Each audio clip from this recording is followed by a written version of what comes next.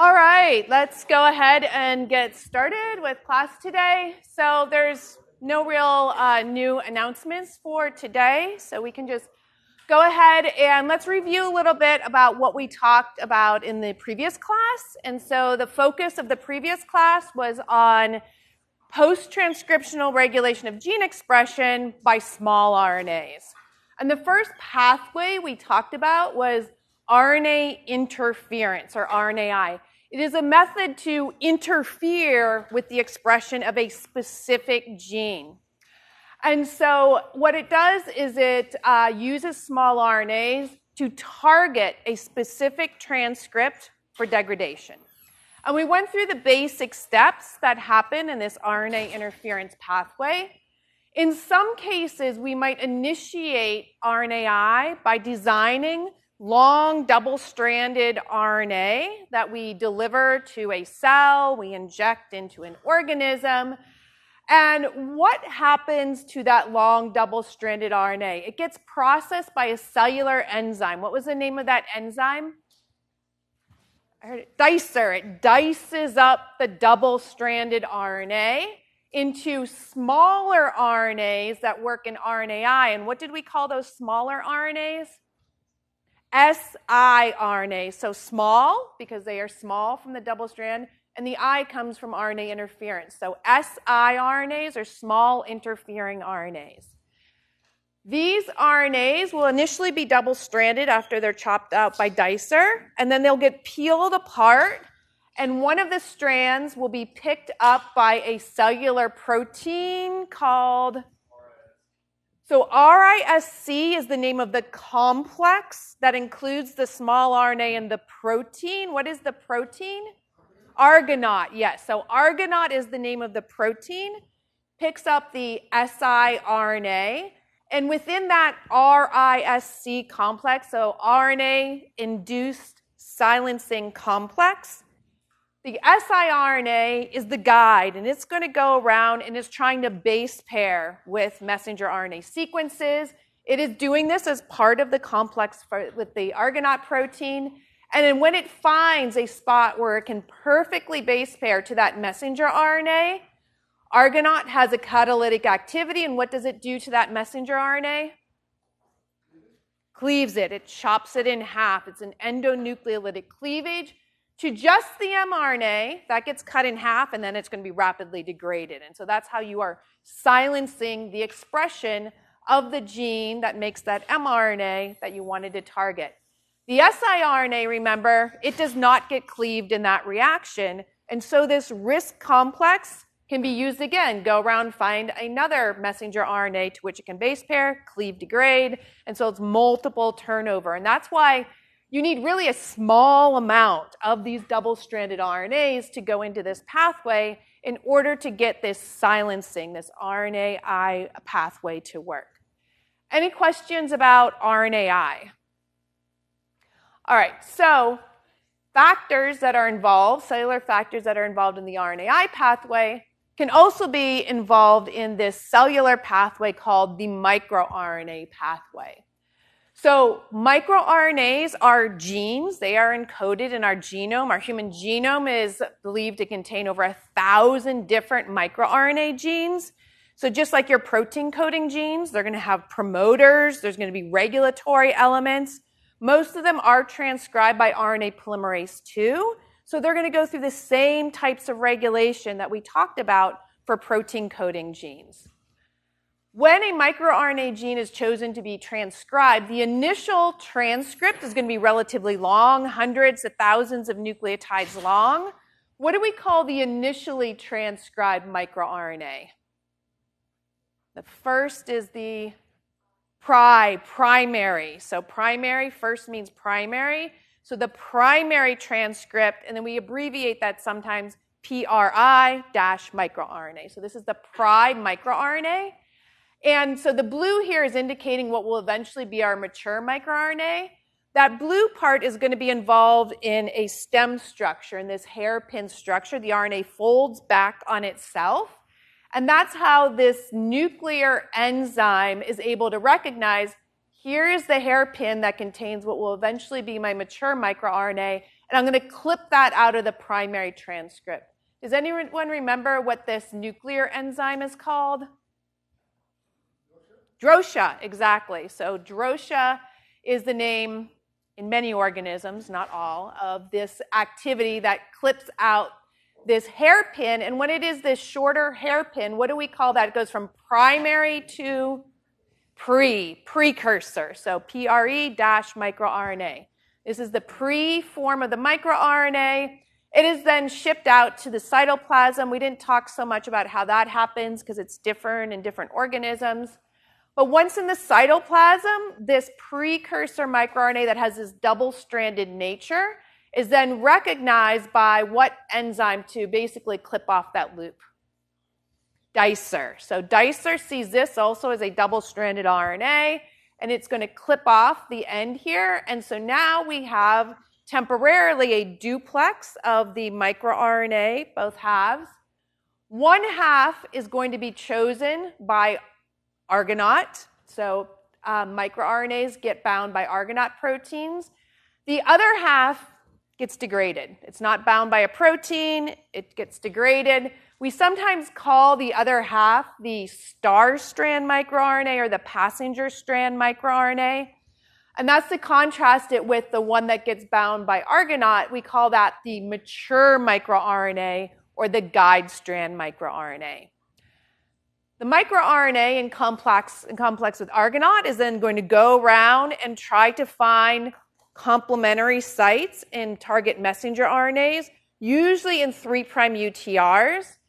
And at least in animals, almost all microRNA target sites are not perfect base pairs. They have these looped out sequences that is base paired well enough for Argonaute to sit on that target, and as it has long enough residence on that target, it's going to recruit cofactors that are going to do what to the target messenger RNA?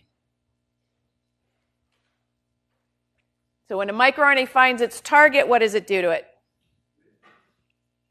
So we don't have perfect base pairing, so we don't get the endonucleolytic cleavage like we'd get with siRNAs. We need to have perfect base pairing for that.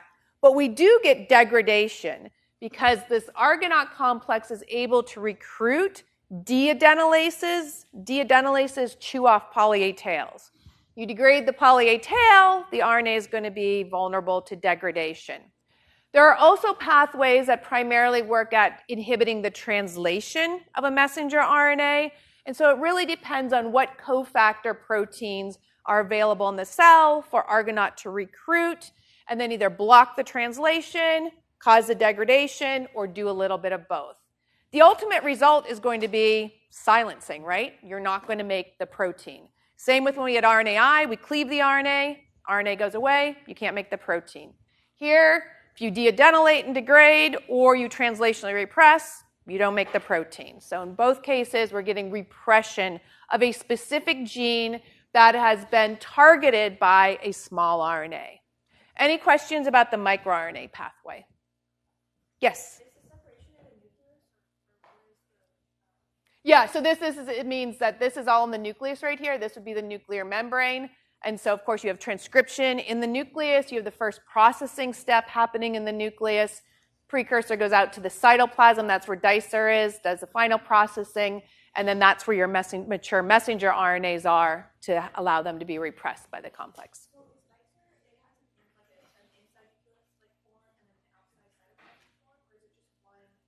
Dicer is primarily cytoplasmic and doing its functions in the cytoplasm. Other questions? All right, let's do a clicker question. So which of the following statements about regulation of gene expression by small RNAs is correct?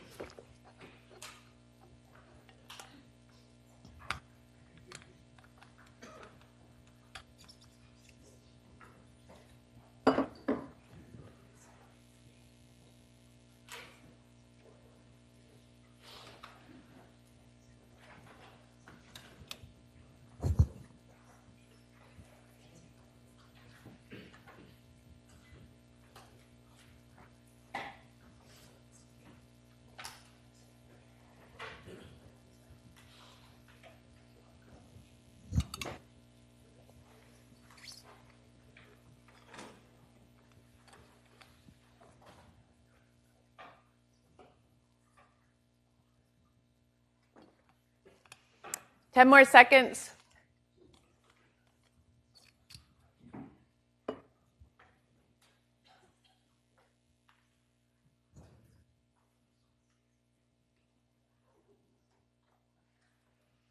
All right, final answers.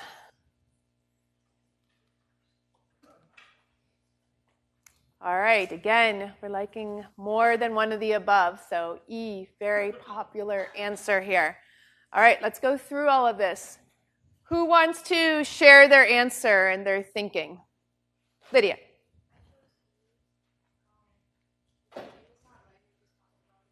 So which one? E, so more than one of the above. So which one did you like?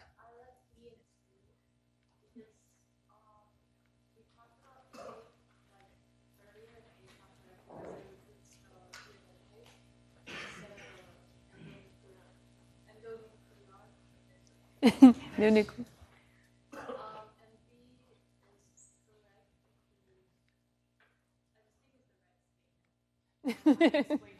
So B says some protein, we're going to come back to A in a moment, but so B says some proteins function in both the RNAi and microRNA pathways. So name one of those proteins.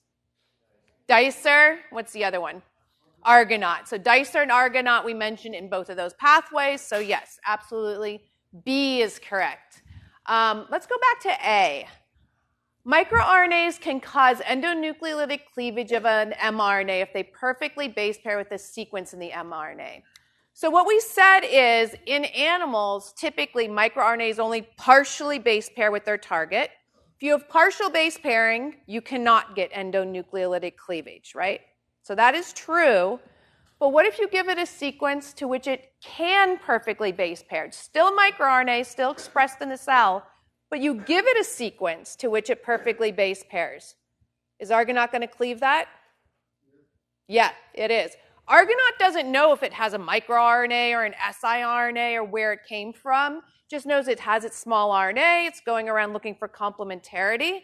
If there is perfect complementarity, Argonaute is able to change its structure to cause catalytic cleavage of that target messenger RNA. In animals, there are a few rare cases of microRNAs that do partially or do perfectly base pair with a target, and they do cause cleavage of that. In plants have microRNAs too. Almost all of the plant targets are perfectly base paired.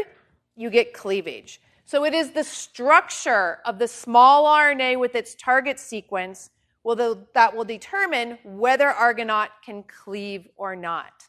Does that make sense? If it doesn't make sense, we're going to go through an example in the next slide. But I don't want you to be confused. Most animal microRNAs only partially base pair, so you don't get cleavage. But if there's a situation where they can perfectly base pair, they look just like an siRNA, and Argonaute will be able to cleave. So A actually is correct as well. So A is correct, B is correct. What about C? It is possible for siRNAs to partially base pair with mRNA sequences and repress gene expression without causing cleavage of the mRNA. Is that a possibility? It's kind of the flip of what we just talked about in A, right? So siRNAs we normally design to perfectly base pair to the target and get cleavage. But what if that siRNA finds a sequence to which it is partially base paired and looks like a microRNA? Is that going to allow for cleavage to happen? No. But Argonaute's still going to sit there like it would with a microRNA, recruit the deadenylase, recruit the translational repression machinery, and so you can still repress gene expression. You still aren't going to make the protein, even though you didn't induce cleavage of that target mRNA. Again, if this is confusing, we're going to go through this in the next slide. The point here is it depends on how the small RNA is base pairing with its target, whether you're going to get cleavage or repression through a different mechanism. So C is also correct. What about D? siRNAs only target sequences in the open reading frame of mRNAs. What is the open reading frame? What do we mean by that? It's what? It's the part that gets translated. It's from the start codon to the stop codon. That is the open reading frame. Do we always have to target only that region with our siRNAs to cause cleavage and degradation of that mRNA? No. I'm seeing people shake their head no. No, you can target any part. What about would you target an intron?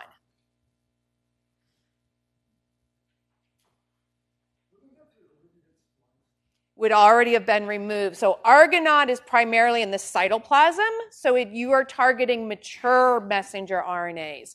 If you design it against an intron, that is going to be the least efficient way to knock down expression of that. UTRs, could you design it against a UTR? Yes, because they are part of your mature messenger RNA that will be available in the cytoplasm. So they were all correct except for D. All right, so let me go through a few illustrations of basically showing why A and C are correct. So what I'm showing you here is this is the LET7 target, Lin41. It actually has 2 target sites for LET7, but just to make things simple, I'm only showing one of those target sites. So normally it has a site in its 3' UTR that partially base pairs to the LET7 microRNA. When LET7 finds this target, you get the microRNA regulation. You get translational repression, deadenylation, and decay. What about if I design an siRNA, put it into the cell to base pair to that same exact sequence in the Lin41 3' UTR? What's going to happen to the messenger RNA now? Yep, you get cleavage and degradation. Exactly, you get perfect base pairing. Argonaute is able to cleave through that messenger RNA. What about if I change the sequence in the Lin41 3' UTR to be able to perfectly base pair to the LET7 microRNA? So this is the LET7 microRNA sequence, and now I've just used CRISPR, for example, to edit this sequence so it can perfectly base pair to LET7. What's going to happen when this LET7 microRNA base pairs to this site? Cleavage. You're going to get cleavage and degradation because you get perfect base pairing, even though this is a microRNA produced by the cell. What about if I design an siRNA that partially base pairs to this sequence in the Lin41? So I deliver this siRNA to the cell. This is how it would recognize that sequence. What's going to happen? It's going to be deadenylation, decay, translational repression, because you have partial base pairing that looks very much like the natural microRNA would look. Does this make it clear for everyone now?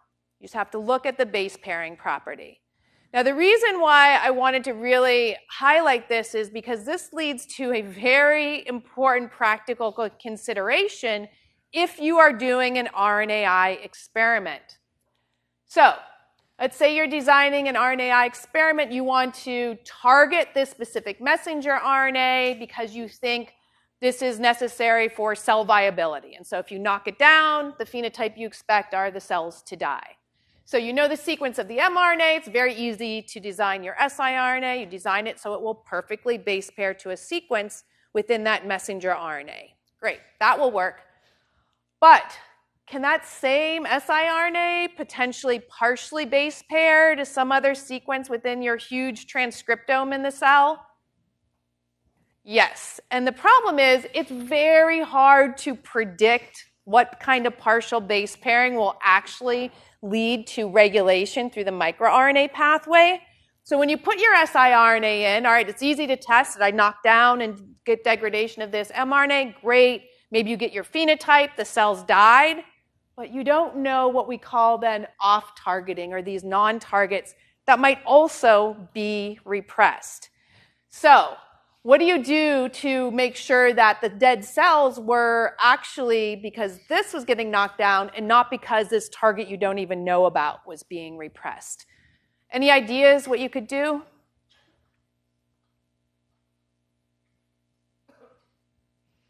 So I designed my siRNA to target one specific position in my target messenger RNA. What else could I do?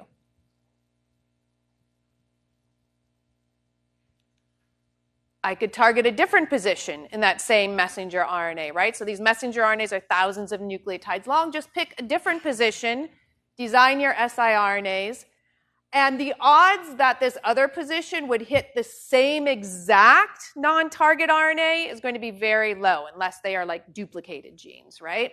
Now, there might be other non-target RNAs that I don't know about that it could regulate, but if I get the same phenotype, and then I make a third siRNA and I get the same phenotype, and I know I've knocked down this target all 3 of those times, you really can gain confidence that it was the specific repression of the gene you were targeting and not worry as much about these off-target effects.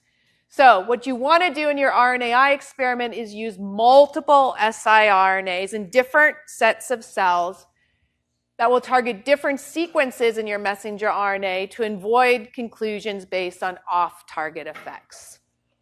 Is that clear?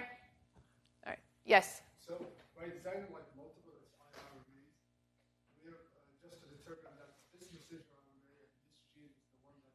Yes, we want to know that this is the gene that is responsible for the phenotype I'm looking at.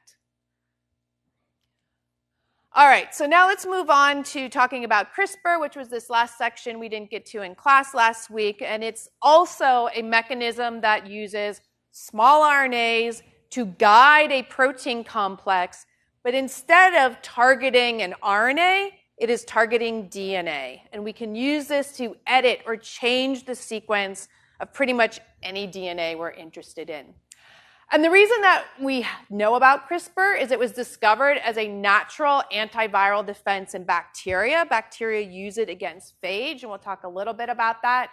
But then by understanding the molecular biology of how bacteria use this system, we have now been able to engineer it, to use it in the laboratory, to use it in medicine, to basically edit any DNA in any cell type. So CRISPR stands for clustered, regularly interspaced, short, palindromic repeat. People who use CRISPR all the time don't even remember what all those letters stand for. Don't worry about it. It has to do with the way these sequences were discovered in the bacterial genome. So clustered, they were like all together, they're in a regular order, and there were repeats. And this, as I said, is a natural defense mechanism that bacteria and archaea use. And what it does essentially is when there is an invading viral DNA that gets into the bacterial cell, the bacteria is able to capture part of this sequence and incorporate it into its own genome. It's like taking a snapshot to have a memory of a viral sequence that was once invading this cell type. And these get stored in a particular region of the bacterial genome. And because it's within this region, the bacteria can actually make an RNA that includes a copy of that sequence that matches the one that was originally in the virus. And using that RNA and a protein that the bacteria expresses, it is able to go around, and anytime it sees that same sequence of viral DNA, it's recognized because the RNA base pairs to it, and then the protein cuts that DNA in half. And in the bacteria cell, if you cut the viral DNA in half, the viral genome falls apart, and you overcome the infection. And so by understanding that you can use RNA to guide these special proteins to a DNA sequence, was realized this is a very powerful method to edit DNA sequences really in any system. So bacteria naturally use it, and now we are able to use it for any cell type, including human cells. And that was the basis for Jennifer Doudna and Emmanuel Charpentier getting the Nobel Prize in chemistry a few years ago. And so this has been a very powerful method that we use in the laboratory and is now making its way into clinics and industry, and we'll talk a little bit about that. Before we talk about the uses, though, let's make sure we understand the basics of how a CRISPR experiment can be performed. These days, there's many types of CRISPR that are out there, and so I'm just going to tell you the sort of outline of the basic methodology that we use to use CRISPR to edit a genome, to change the DNA sequence. So Since it is an RNA-guided genome editing mechanism, we need an RNA. So the first thing you do is you design your single guide RNA.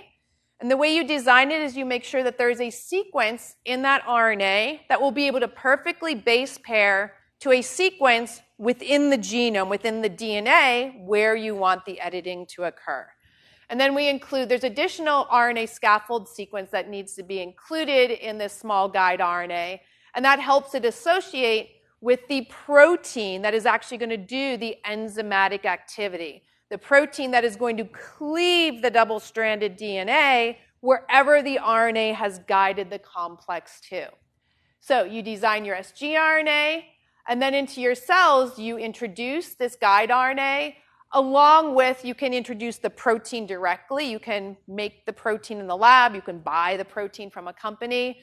You could give a transgene to the cell to express the protein. Cas9 DNA endonuclease was one of the first described and broadly used CRISPR enzymes, but there's many others and many other types that have different names. But just know you need to have a DNA endonuclease. What do we mean by an endonuclease? It's going to cut in the middle of DNA. And it's only going to cut where the guide RNA has base paired to the DNA. So you introduce your guide RNA, your Cas9 endonuclease into the cell. This scans around until it finds a sequence where the RNA can base pair to the target DNA. And then that Cas9 complex, that endonuclease, is going to cause cleavage at this specific position in the genome. So we have cut our DNA in half, and we already know what happens when you have a double-stranded break in DNA. There's two options, right? What's one thing that can happen? So we can have homologous recombination, or we can have end joining. What happens in end joining? Let's talk about that first. Yeah, so there's some nibbling back of the DNA, and it just gets ligated back together. Homologous recombination requires that you have a homologous template that can be copied and could be an error-free or a way to introduce a new sequence into the target site. So we would depend on end joining, for example, in the laboratory, if we just wanted to make mutants, various mutants of a particular gene, and we just wanted to disrupt expression. We don't care sort of what changes are in there. Then you can just add your guide RNA, Cas, direct it to your gene of interest, make your mutants, and study their phenotypes. And so it's a very quick, efficient way to make a whole panel of different mutants. If we want to make a specific change in the DNA, then we also have to introduce a homology-directed template. So we would also introduce like a plasmid or sometimes even just a PCR DNA that has homology, so enough sequence that it will match the regions where you got cleavage. And then whatever change you want to include, you put in the middle there. So for example, if this was a disease gene, there's a mutation there, we could make our guide RNAs cause cleavage there, and then use our template to have the correct sequence. And so when homologous recombination happens and these arms come and invade this homologous template, it will copy this sequence and then copy the specific change. So that change will then get introduced into the region of the genome where you targeted, where you did the CRISPR experiment. And so again, we know when we have a double-stranded break, we can have non-homologous end joining, and that's great if you just want to generate mutations. If you want to mutate a viral genome that's in and you just don't care what the change is, but you just want to knock it out, that's great for that. We also have the option to use homologous recombination, but you just have to add to your cell not just the guide RNA and the endonuclease, but also what we call the repair template that will have the homologous sequence and then whatever sequence you want to incorporate. And so we can, for example, maybe it's just a single nucleotide change if we want to repair a mutation, very simple. But it turns out you can actually add a lot of sequence between your homologous arms. As long as you have homologous flanking sequence, you could even put in, for example, GFP sequence. If you want to tag a gene in vivo, you just put GFP between those homologous arms. That gets copied in the homologous recombination, and you now have the gene that has GFP fused to it in vivo. And this is a great video if you want to watch Cas9 CRISPR animation happening. And then just to illustrate what I mean by having a template for homologous recombination. So if you have targeted a cleavage event to happen in your DNA, for example, at this position, then this would be the homologous flanking sequence, right? So homologous just means same sequence.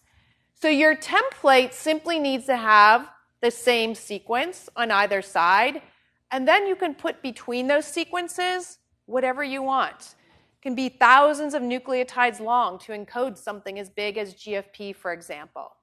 Now, in real life, these homologous arms are also thousands and thousands of nucleotides long. You would need a large amount of homology for the homologous recombination mechanism to work, to nibble back, get your 3' overhang, invade, and then start copying. But that's the basic mechanism of how we can edit just about any DNA sequence in any cell type by just introducing these basic reagents. Any questions about CRISPR?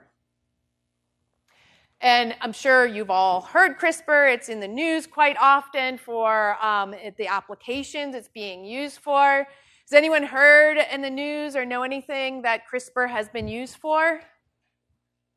Sure. I heard like about the monkey experiment in China. About what? A monkey experiment in China. A monkey experiment? They were trying to reproduce some human. I'm not aware of that one exactly, but there's definitely some kinds of experiments that have been done that aren't necessarily ethically, don't live up to the ethics standards. There was an experiment done in human babies several years ago that the scientists went to jail. But there's some good things that CRISPR is being used for. Is Anybody know of anything? Jog your memory. Any of these come to mind? So sickle cell. So patients suffering from sickle cell because they have a mutation in their globin gene. So they make an incorrect globin, causes the red blood cells to deform. And so what scientists have figured out is one way to treat this like very, very painful, horrible disease is to use CRISPR to turn on the fetal hemoglobin gene in these patients. So remember when we talked about gene duplications? And we know there's an adult version, that's what we're expressing. When you're in utero, there's a fetal version and an embryonic version. Those embryonic and fetal versions get repressed at the chromatin and transcriptional level after you're born. The way that this CRISPR works is they went in and they edited the repressor of the fetal hemoglobin, so it no longer can repress. Fetal hemoglobin turns on. It turns out fetal hemoglobin works really well in adults also. And so they use these patients' own bone marrow. They take the bone marrow out of the patients. They edit the genome of those bone marrow cells to be able to turn on the fetal hemoglobin, deliver it back into the patients. Bone marrow pumps out tons and tons of cells that can then produce the fetal hemoglobin. And this has been life-changing for many of the patients that are now getting this therapy. Question?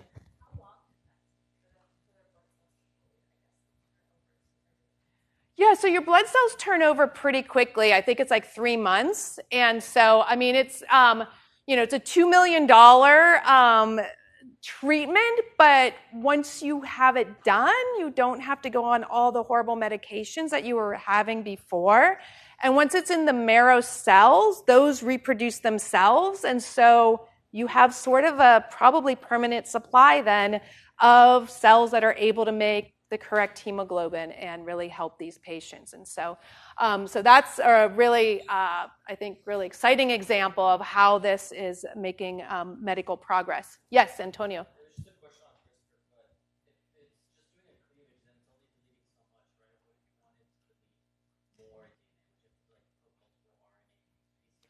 Yeah, so sometimes we use multiple sgRNAs, so we can put two that will delete a large portion. So if you get both cuts, then you might get end joining from that and come together. So there are a variety of things that you can do with this mechanism.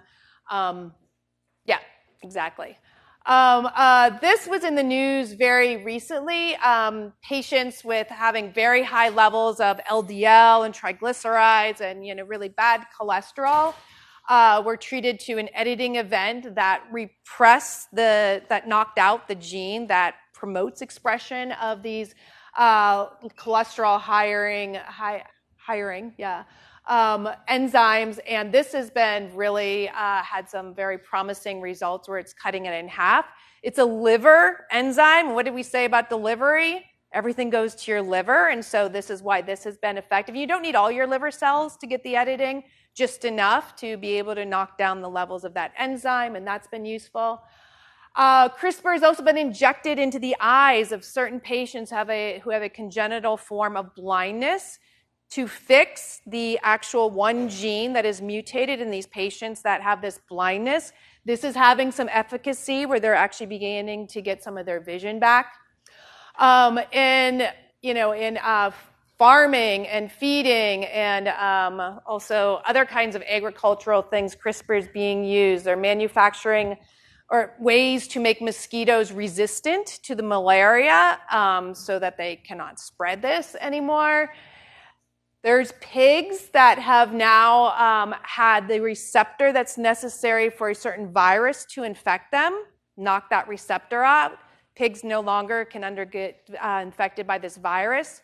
This virus has knocked out entire farms of pigs many times, and so this makes it much less wasteful for our livestock. Same with food. A lot of crops, they are engineering to be more hardy, especially with climate change, to not decay as fast, in some cases to taste better, to increase production of certain nutrients. And so there's a lot of hope that this might make our limited food supply be perhaps a better food supply or more efficacious food supply. And so there's a lot that can be done with CRISPR, but of course we always have to be very careful about how powerful this method is, right? We can change the genomes of anyone. And so all these methods so far, except for something that was done several years ago, have been to adult cells, differentiated cells. So it's not in the germline. It doesn't get passed on to the next generation. But there's a lot of questions about whether certain diseases, would it make sense to fix it in the germline so you don't have CAG repeats that may cause Huntington's and things like that. And so there's really a lot of interest in not only understanding the science, but also really deeply thinking about the ethical implications. And I think this is going to be very important for all of us. Yes, Madeline?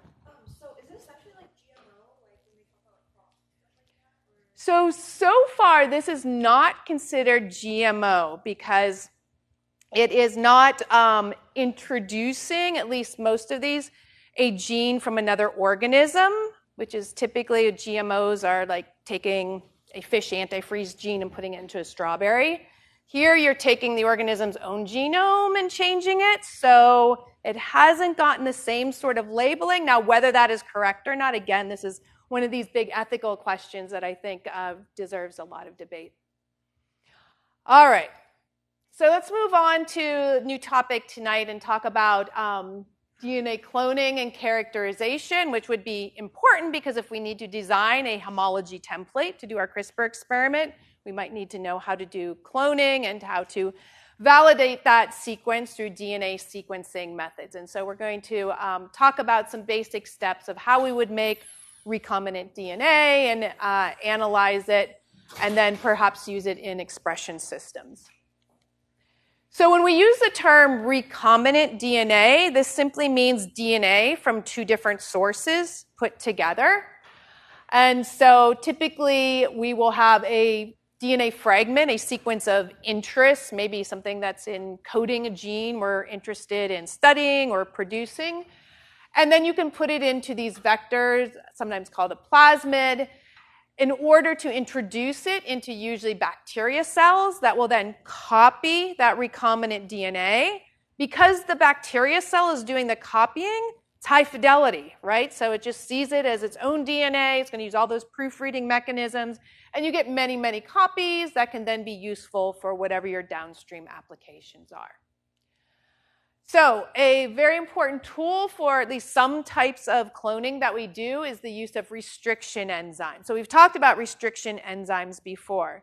These are these sequence-specific enzymes that will cleave double-stranded DNA, but they do so by recognizing specific sequences in the DNA.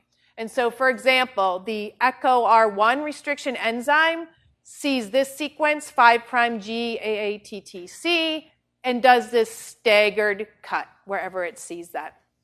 And we call these sticky ends, these overhangs, and you'll see why they're sticky in a moment and how that's useful for cloning. And there are hundreds of different restriction enzymes that each one recognizes a specific sequence. Here's just an example of the various different sequences that can be recognized by these enzymes. Usually we get those sticky ends, we have those overhangs, but there are some that will cleave straight through the DNA, and that would be a blunt cut. Sometimes that's usually not as useful for cloning, but sometimes that's what you have to work with, and so you use that. Don't memorize these names and these sequences. If you are asked to design a cloning experiment with restriction enzymes, I will always give you the sequences and how they cut. Excuse me.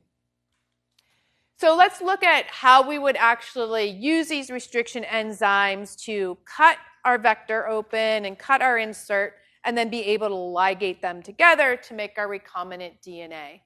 So let's say, for example, our vector has an ECHO-R1 site here, and our insert has this enzyme on either side of it. And so the first step we would do is we would digest both the vector and the insert with this enzyme. So it would open up the vector, and it would put nice sticky ends on either side of the insert.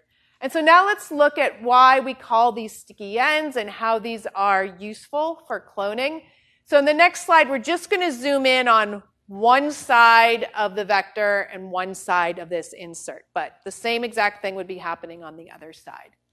So we're zooming in on those sides. So this would have been the vector here. After we cut with ECHO-R1, so at the top strand, we cleave after the G. So we have the G there. The bottom strand, we also 5' in, we cleave after the G. And so that means on the bottom, we're left with this overhang or this sticky end. The insert got cut the same way. We cut here, so all we're left on the insert is the AATTC, and then on the bottom we have the G. And then these are sticky because these A's are going to want to base pair with these T's, and so you get nice hydrogen base pairing between these sticky ends that bring them together. And then the final thing is you just need to make that final phosphodiester bond. And we know that ligase is the enzyme that will seal that and make that final phosphodiester bond.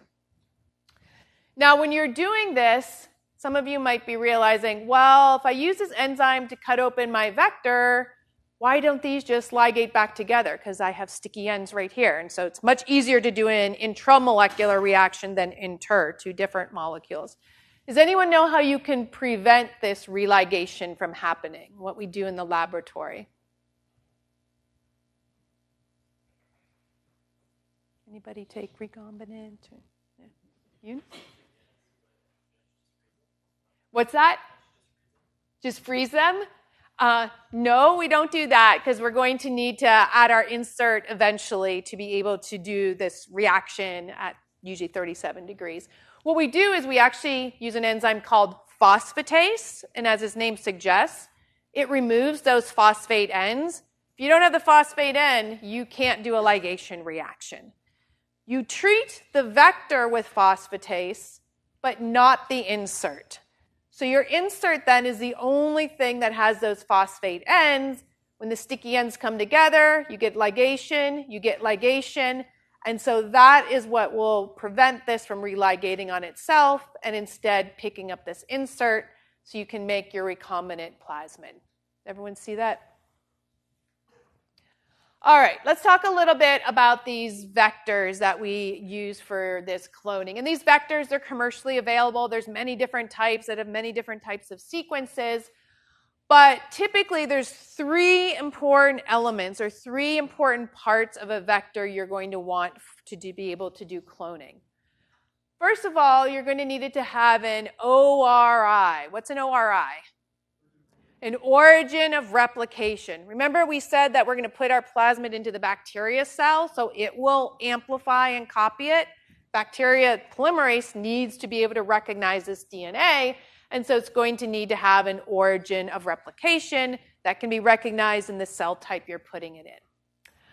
The other important region or useful region is sometimes called the polylinker region or the multiple cloning site. And it's just going to be a region in your vector where they've designed many different restriction enzyme sequences that only occur once in the entire plasmid. And that means that you have all of these available to be able to design your cloning. Whichever enzyme you want to use that might work best with the insert you're using, you can cut the vector with that and it will open up and have the sticky ends, if you use one with that has those overhangs, to facilitate your cloning. And then the third sequence you need to have is what we call the selection marker gene. It is a gene. It's going to encode a protein, and this is a very important protein that is going to help the bacteria that have picked up your plasmid be able to survive under selective conditions. So this example is AMPR. That means ampicillin resistance. What's ampicillin? It's an antibiotic, exactly.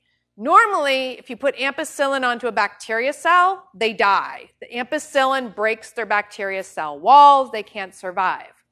What the ampicillin resistance gene does is it makes a protein, an enzyme that actually degrades ampicillin. So if your bacteria are put under the selection, are put in the presence of ampicillin antibiotic, they will survive as long as they have this plasmid in them that encodes the ampicillin resistance enzyme. So your vector needs to have three elements: an origin of replication, a multiple cloning site, something that has all these efficient restriction enzyme sites, and then a selection marker. Ampicillin resistance is just one example of a selection marker. All right, so we can buy these from companies, but how do we get the right restriction enzyme sites onto the ends of our insert, right? Well, we can use a PCR trick to be able to do that. So we all remember how PCR works, right? So it is a way by which we can amplify a specific sequence of DNA by designing primers to be able to anneal, and then we do the PCR reaction. So we all remember that we need to design our primers so that they will perfectly base pair to the ends of the region we want to amplify. And that is true for the 3' ends of your primers. They need to perfectly base pair so that synthesis can be initiated from them. But it turns out you can put any sequence you want on the 5' ends of these primers. It doesn't need to be complementary or base pair to anything. So what that means is if we want to put echo R1 sites onto our insert, you just put the sequence for echo R1, 5' to 3' onto the ends of both of your primers. If you look at what happens in your first round of synthesis, of course, you're going to copy this way and you're going to copy this way. These 2 new strands of DNA, the next round of PCR, they get denatured. These same primers are in there, and so now this primer is going to base pair to the sequence down here, and through multiple rounds, you're going to eventually copy that extra sequence that was on the 5' end of your primer, right? Because the primers become part of the template for your multiple rounds of PCR. And so in the end, what you have is your insert sequence with now the restriction enzyme sites on either side. You can design any restriction site or other sequence you want at the ends. The key to remember here is that that sequence needs to be on the 5' end of the primers. 3' ends need to perfectly base pair so that you can actually get synthesis. Does that make sense? All right, so I just showed you an example where we're putting the same restriction enzyme site on both sides of our insert. So that means that insert could go into the vector this way, or it could go in this way, right? It's the same on either side. It has the same restriction enzyme site. But sometimes when we're doing our cloning, we might want it to be in one specific direction. We might want our insert to go in only in one direction. And one example would be if we're making our reporter genes. Remember when we made those reporter genes to study transcriptional regulatory elements? In that case, we had, for example, this was expressing, let's say, GFP, and so the start would be here. We want to make sure transcription goes in that direction.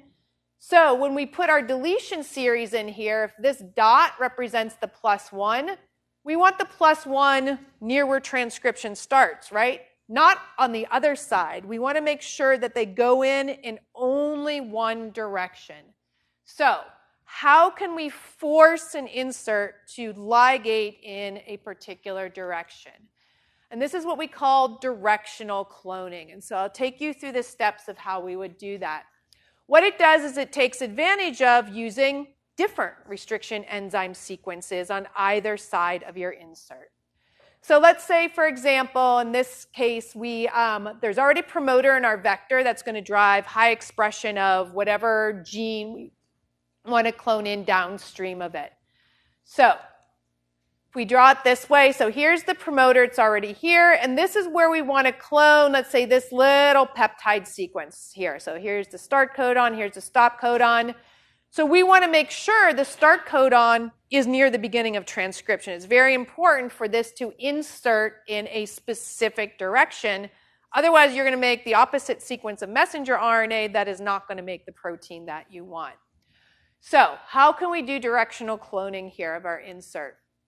Well, first of all, here are the enzymes that we have available in our vector that could be used to cut open our vector and be able to put the insert in a specific orientation.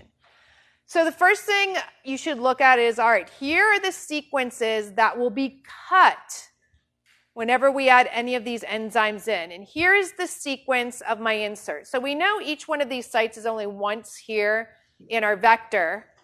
But are all of these good choices to potentially put on either side of our insert? Is any one of these probably is not a good choice?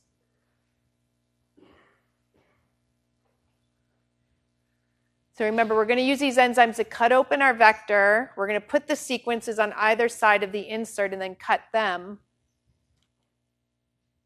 Is that going to be a problem? Yeah, so if your insert has one of the restriction enzyme sequences in it, that is not going to be a good choice, because when you add the enzyme to your insert, sure, you may have put those sequences on either end, but it's going to cut your insert in half, and so that's going to be useless for cloning it. So we don't want to use Hindi 3, so we're left with these two. Which one should we put near the ATG if we want to directionally clone it so that the ATG is near the transcriptional start site? Which choice should we use?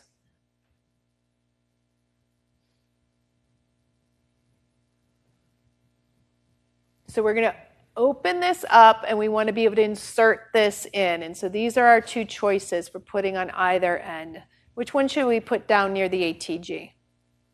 Which one's closer to the transcriptional start site? The echo R1, right? So you're going to want the echo R1 over here, and then the BAMH1 over here. If you don't see that, we're still going to go through this, and hopefully it'll become clear. So we need to do our PCR trick. We need to put those restriction enzyme sequences on either side of our insert. So I've only drawn the single-stranded sequence that's recognized, but of course, you know, in reality, the enzyme will see the double-stranded sequence. But this is what you would need to know to be able to design to put on the ends of your primers. So in the first step, when you denature your insert template, You're going to need to have your primer that will perfectly base pair to the region you want to be able to copy.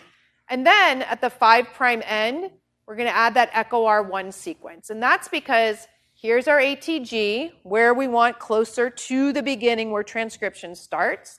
And after multiple rounds of PCR, this is exactly the sequence we'll have at that end. At the other end, we're going to put BAMH1, again, reading 5' to 3'. 5' to 3' is the sequence.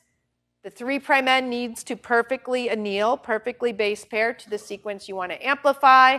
After many rounds of PCR, here's our sequence, 5' GGATCC, and that is our BAMH1 sequence. Does everyone see how we get these sequences on either end of our insert by using PCR?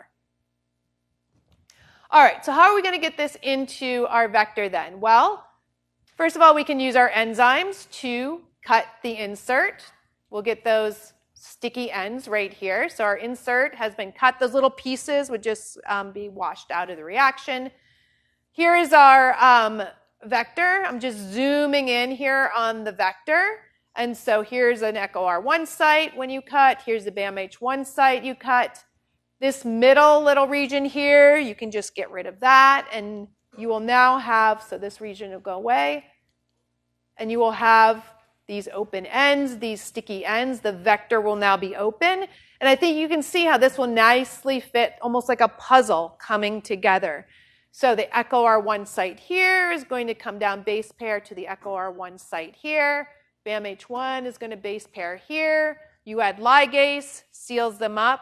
And now what we have is directional cloning of our peptide sequence with the start codon close to where transcription starts. That's how we would want it.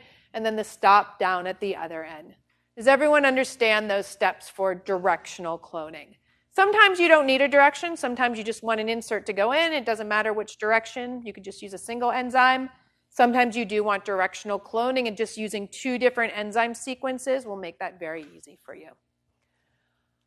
All right, let's do a clicker question.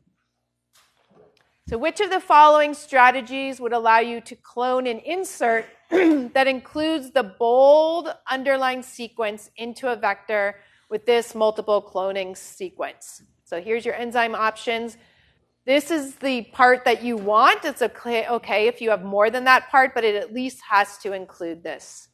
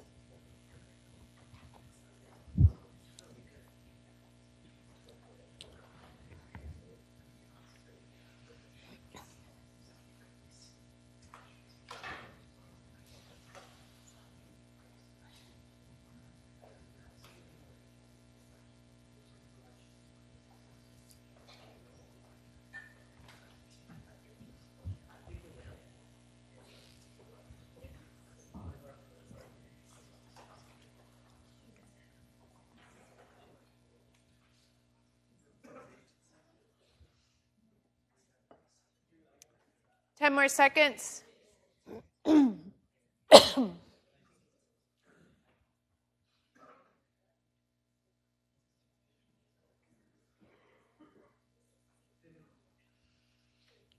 answers?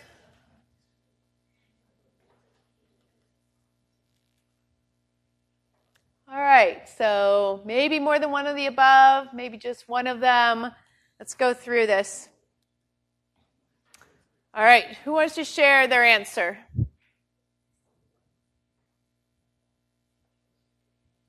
Khalil. I'm not too sure.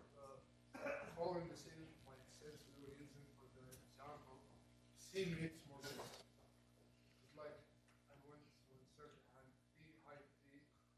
I can't have height D at the same time. Ah, okay. So first, you're not liking Hindi 3. Why aren't you liking Hindi 3? I want to insert Hindi 3, not to insert. Hindi 3 is right in the middle of that sequence we want to include. If we put that, if you use that, we're just going to cut our insert in half. That's going to make it useless. So that immediately eliminates choice A and choice B. Good. And then you said you like choice C here. So BCL1 and PME1. So we have a PME1 site here. We have another one there. We have a BCL site here. All right, so our insert is going to go from here to here. That includes the sequence that we wanted. What about our vector? We have a site here, site here. Yep, that'll work perfectly. And what in addition would we get with that? We would get what kind of cloning? Directional, right, because we have two different enzyme sequences, so we would be able to get directional cloning for that one. So C is correct. What about D? Cut insert in vector with PME1. So it'll open up our vector. We cut here. We cut here. Would that work? Yes, that would work just as well for what the question asked for. If I had asked for directional cloning, then only C would have been correct of these. But if I just say we just want the insert in there, either C or D would work for that. So E is the ultimate answer. So C, D, and E all would work for this particular question. Yes, Antonio?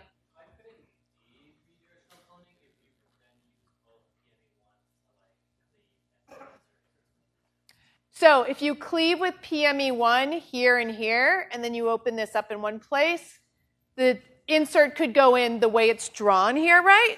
But it could also flip and be in the other way too, because this PME could be here and this on the other side, or there's no directionality because it can ligate either side, right?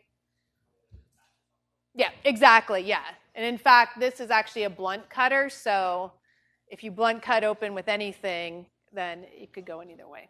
Yes, question?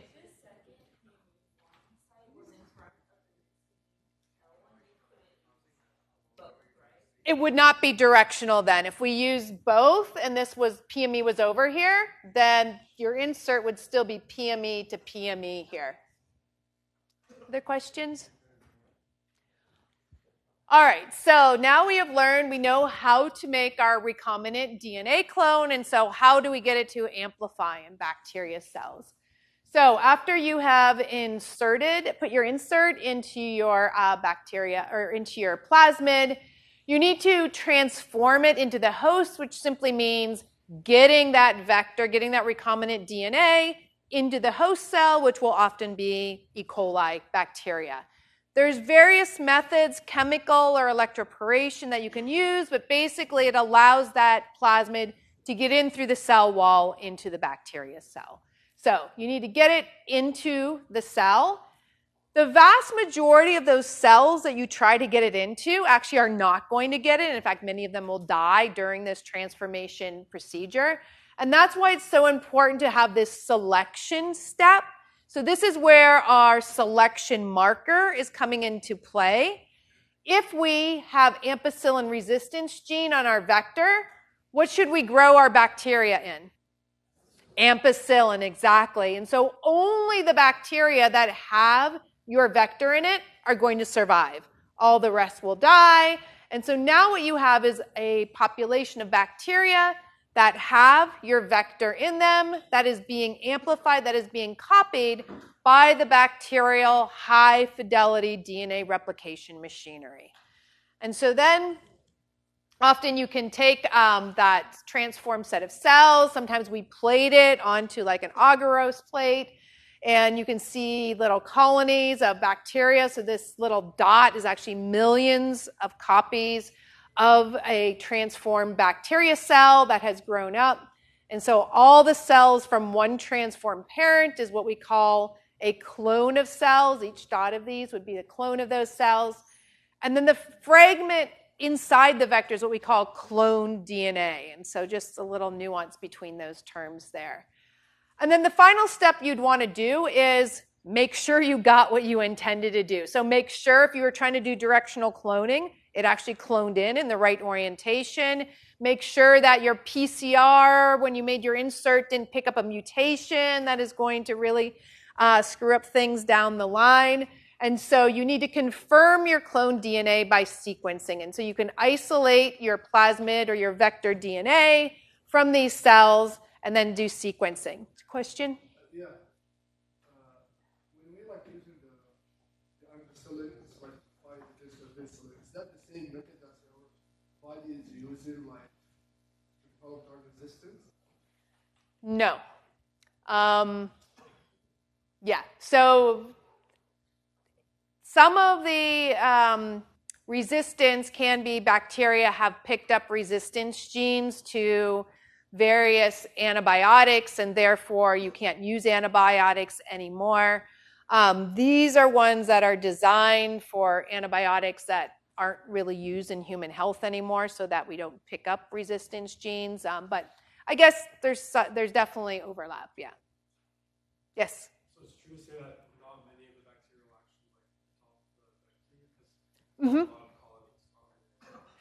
because because this is after you have grown. Usually this is in a liquid culture, and you've grown them up, and then you can like spread some out on a plate. And so your plate will also have ampicillin on it, and so only the ones that have picked it up. And you only need one cell to have it.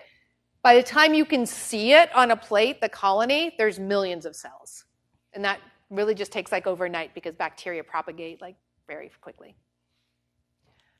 All right, so we need to sequence and make sure that the DNA we made is what we thought it would be. And so if you are validating a single DNA sequence, so something that the recombinant DNA you made, we use general name is Sanger sequencing, named after Fred Sanger, who developed this basic mechanism of base sequencing of nucleic acids. These days, we send this out for sequencing, and then they send us back a nice read of the nucleotide sequence, and you can compare that to what you thought it should be. And so if you are confirming your recombinant DNA, you would use this Sanger sequencing method, or sequence your single example of DNA. And this is to be compared to then what we also can do with sequencing these days. You may have heard of next generation sequencing. When we are talking about next generation sequencing, we're usually sequencing an entire genome, not one recombinant DNA. And so what next generation sequence allows you to do is sequence basically millions of fragments of DNA at the same time. And so this is how we have genome sequences now available to us, and we'll talk more about that on Thursday. But let me take you through the one basic mechanism of how next generation sequencing works. And let me just preface this by saying this is a rapidly growing industry. There are revolutions in next generation DNA sequencing, like seems like almost every month or few months, of how to make this method more powerful, faster, more accurate. So don't worry about the details of how this mechanism works. It will probably change in, a year or so. I just want you more to have an appreciation of why you would do next generation sequencing. So if you wanted to sequence an entire human genome, 3.4 billion base pairs of DNA, you would use this method. And then what kind of results you can get from next generation sequencing. So in one basic method that is commonly used, what you do is you fragment your DNA sample. So if I collected your genomic DNA, I would fragment that DNA into much smaller pieces. And then I would attach linkers, so oligos of known sequence, onto either end of that fragmented DNA. And what that does is it allows the DNA, once I denature it, to anneal to oligos that are covalently attached to what we call a flow cell. It's almost like a little microscope slide. and it'll attach through base pairing here. And then you can do a round of DNA synthesis. So this sequence that is attached to the flow cell will act as a primer. You flow in dNTPs and a polymerase, and you get copying of that strand. The next step is you can denature. So this initial strand was not covalently bound to a primer here, so it will wash away. The other one is still stuck to the primer from which it was synthesized. So it will be there, and then you allow it to come bend down and anneal to another sequence. Remember, we know the sequences we put on either side of our DNA, and then we can go through another round of DNA sequence. And so in one little spot on your flow cell, you're going to get what we call a cluster of identical copies of DNA. So this all started from one DNA molecule that had one specific sequence, and then we just amplified it. So we have a lot of those copies in one region of our flow cell. And what that's useful for then is then to be able to start identifying the sequence that was in that group of DNA at that spot on the flow cell. And so what we do is we sort of free up the DNA that is in that one spot, in that one cluster. We add an oligo that can act as a primer. And then we flow in fluorescently labeled dNTPs. And so whatever the template reads here, the next nucleotide, so if there's a G here, a C would be the next nucleotide that would be added. While it still has its fluorescent label, no other synthesis can occur. So the nucleotide phosphodiester bond is made. A very sophisticated kind of microscope and computer snaps a picture of that dot. So there's a red dot here because there was a red stands for C, that got incorporated. Once that is captured, then the fluorescence is removed, and then the next nucleotide that is encoded by the template comes in. And because we can see the dot is again red, that means the next one was a C, the next round it's a T, the next round it's a T, based on the colors that are there. And so that's how each spot of this is being sequenced simultaneously. So your flow cell has all these clusters all over it, and you're able to do this reaction simultaneously for all those different strands of DNA that form the cluster. And the computer does a job then of sending you back the information of what exactly the sequence is at each one of these clusters. Again, here's a video if you want to see a nice sort of visual representation of how this method of next generation sequencing can be done. All right, so we've come a long way in a very short period of time. So many of you probably know that the first draft of the human genome was made publicly available in about 2003. That was done pretty much through Sanger sequencing. That was before this next generation or parallel sequencing was done. 2.7 billion billion dollars, and tons of hours of people power went into producing this initial draft. Already 4 years later, sequencing got a little bit cheaper, and Venter, a scientist who contributed to the first human genome, had his genome sequenced and published, so from 2.7 billion down to $100 million. That very next year, the first versions of rapid or next generation sequencing technology came out, and you can see the price went way down. Watson's genome was the first to be published, one of the contributors to the structure of DNA. Several years later, this technology advanced even more, and you could get your own genome sequence for just $10,000. Now, today, you can get your genome sequence for less than $1,000 in less than 24 hours' time. And so this has really progressed quite rapidly with this new sequencing technology. And so we're really at the point where we can ask this question of, well, we can do it, right? But why do we want to do it? What is the point of sequencing a human genome? What can we learn from it? And I think maybe this is a good place to start up on Thursday, since I see people leaving already. So we'll start here on Thursday.